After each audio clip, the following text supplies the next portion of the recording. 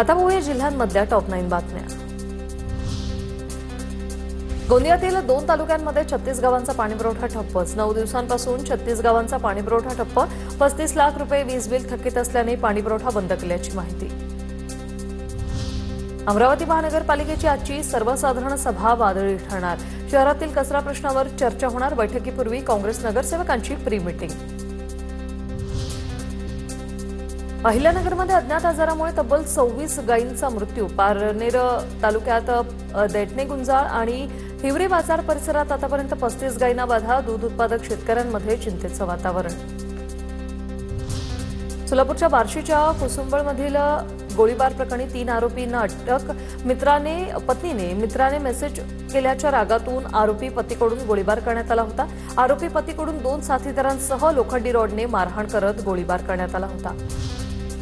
भंडारा गोंदियातील नागझिरा व्याघ्र प्रकल्पाच्या बफर झोनमध्ये वाढ करण्याचा सध्या कोणताही प्रस्ताव नाही। वनमंत्री गणेश नाईक यांची माहिती। काही क्षेत्र बफर झोनमधून कमी करण्याबाबतचा प्रस्ताव केंद्राकडे पाठवण्यात येणार। चांदवड बाजार समितीत भाजीपाल्याच्या बाजारभावात सातत्याने घसरण। कांदा आणि टोमॅटोच्या दरातील घसरणीनंतर आता वांग्यालाही कमी बाजारभावाचा फटका। वांग्याला केवळ 7 ते 10 रुपये प्रति किलो इतकाच बाजारभाव। बुलढाण्याच्या पोफळी येथे किरकोळ वादानंतर झालेल्या मारहाणीत एकाचा मृत्यू। धामणगाव पोलिसात 5 जणांविरोधात गुन्हा दाखल। लोखंडी असारीच्या जबर मारहाणीने एकाचा मृत्यू। बातम्या।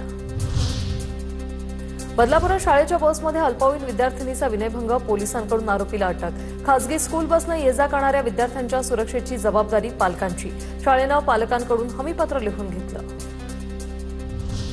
नाशिकमध्ये रिलेशनशिप ठेवण्यासाठी पीडितेला धमकी देत विनयभंग। नाशिकच्या उपनगर पोलीस ठाण्यात युवकाविरोधात पॉक्सो कायद्याखाली गुन्हा दाखल।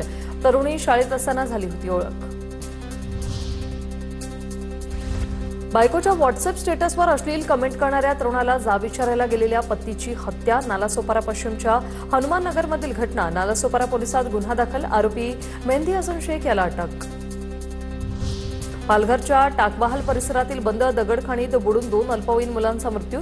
मुंबई अहमदाबाद महामार्गावरील मस्तान उड्डाण पुलाजवळील घटना। दोन्ही मुलं इंदोरमधून मनोर परिसरात आलेल्या कुटुंबातील असल्याची माहिती। जिल्हा प्रशासनाकडून संभाव्य पाणी टंचाईचा आराखडा तयार। जिल्ह्यात एप्रिल आणि मे महिन्यात जवळपास 150 ते 200 टँकरची आवश्यकता भासणार। 562 गावं आणि 138 वाड्यांना पाणी टंचाईच्या झळा बसण्याची शक्यता।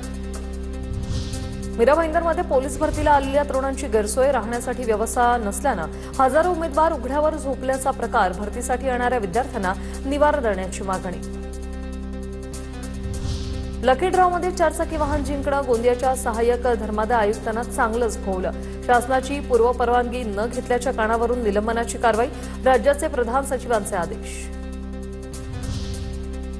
अजित पवारांच्या राष्ट्रवादीच्या हिंगोली जिल्हा अध्यक्षपदी अनिल पतंगे यांची निवड। प्रदेशाध्यक्ष सुनील तटकरे यांच्या हस्ते जिल्हाध्यक्ष पदाचं नियुक्तीपत्र। गांधी चौकात कार्यकर्त्यांकडून फटाके फोडून जल्लोष।